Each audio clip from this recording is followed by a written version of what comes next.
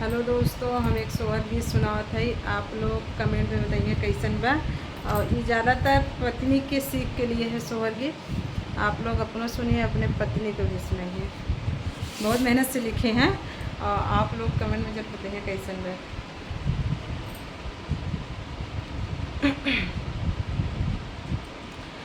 ऋण की भी की देवा बरस और चूए मोती न हो। ऋण की भी की देवा बरस और चूए मोती न हो। हे धाना खोली दे तू चनना के वड़िया भीतर हमें आईब हो। हे दाना खोली दे तू चनना के वड़िया भीतर हम आईब हो। हथवा में लागल बाटे में हदी गोड़े रंग महावर हो। हथवा में लागल बाटे में हदी गोड़े रंग महावर हो। हमरे गोदिया में श्री कृष्ण ललनावा के वड़िया कैसे खोली न हो। हमरे गोदिया में श्री कृष्ण ललनावा के वड़िया कैसे खोली न हो।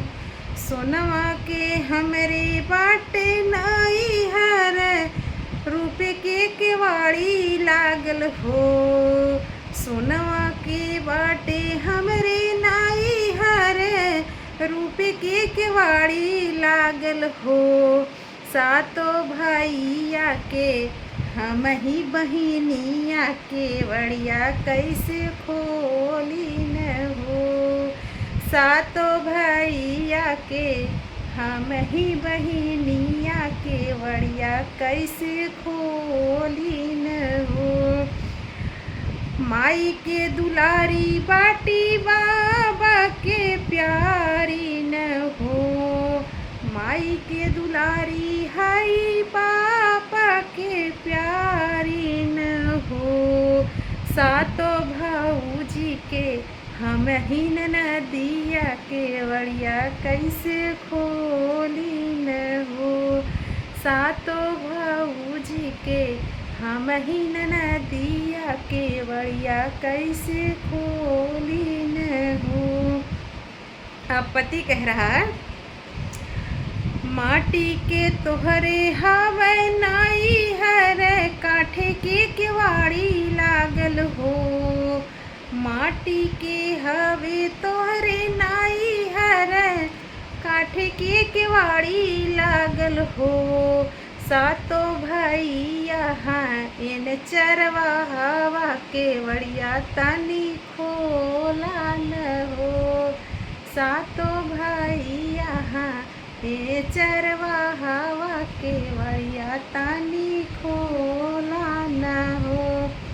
खोला तो खोला धानी नाही तो हम ही लवटी जाई हो।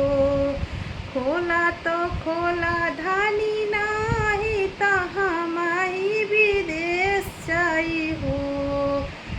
एक घर अब पत्नी कह रही है, एक घड़ी सुनली दूसरे घड़ी तीसरे में दौड़ी हो। सैया लावटा नाही तू विदेशवा के वड़िया हमें खोला हो। सैया लवटाना तो हई परदेसवा के वड़िया हमें खोलब हो। एक कोस गाईली दूसरे कोस तीसरे कोस में हो। एक कोस गाईली दूसरे कोस साखी तीसरे कोस हो। पियावा लवटी के पियावा पलटी के नेहिया से देख परछैया लागे गोहन हो। सखी लवटी के पियावा जो देख पर छैया लागे गोहन हो। अब पति कह रहा, सोनवा के बाटे तोहरे नाई हर रूपे के केवाड़ी लागल हो। सोनवा के बाटे तोहरे नाई हरे रूपे के केवाड़ी लागल हो। धानी कैसे तो सातो भैवा के बहिनिया खोजन हमें आइलू हो। धानी सातो भैवा के तू हऊ बहिनिया खोजन कैसे आइलू न हो। माई के दुलारी हऊ बाबा के प्यारी न हो।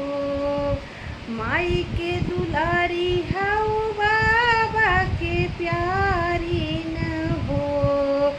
सातो भौजी के तो हई नदिया खोजन कैसे आइलू न हो। सातो भौजी के तो हई नदिया खोजन कैसे आइलू न हो। माटी के हमरे बाटे नाई हर काठे के केवाड़ी लागल बा। अब सच्चाई बता रही है।